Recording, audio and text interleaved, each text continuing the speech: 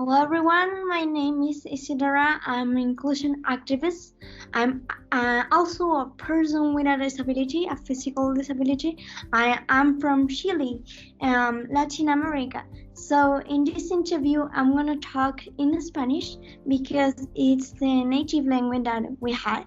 And I also, in relation to my work, create an organization that's called Find Your Place that helps people with disabilities to find different places to have a normal life and involve people without disabilities with inclusion and the issues that this had in our region and in Chile specifically.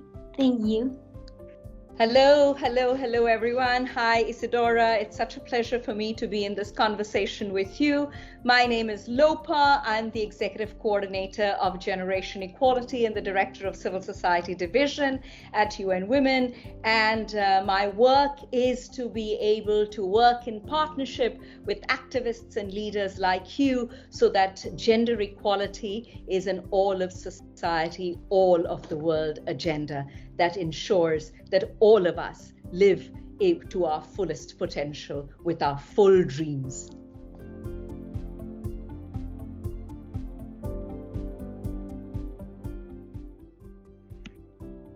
Bueno, yo creo que esto se puede empezar a normalizar con un concepto, con la interseccionalidad. En inglés, intersectionality. Yo soy una feminista interseccional que cree que todas las diferencias valen y desde esas diferencias uno debe construir. ¿Y cómo podemos asegurarnos de que todas las chicas puedan tener acceso a la tecnología?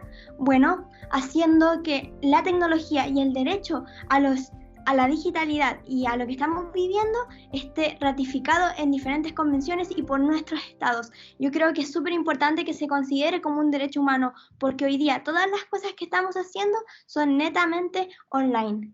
Thank you so much. You know, women and girls with disabilities form 19.6% of the world's population. That's almost 20% of the world's population.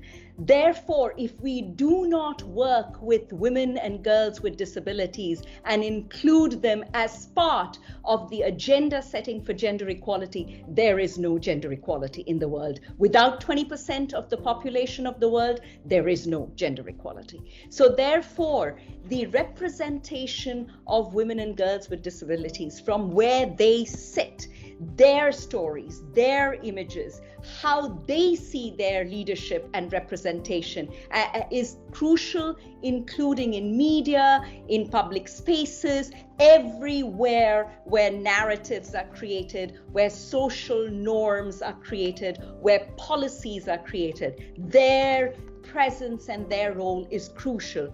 This means that we have to pay attention to accessibility because people with disabilities report that over 1/4 of schools in their countries are not accessible. Now, without education, there is no future. So making sure that accessibility is part of it has to be a key part of going forward and therefore needs to be part of policy prescriptions as we go forward to address this 20% of the world in gender equality.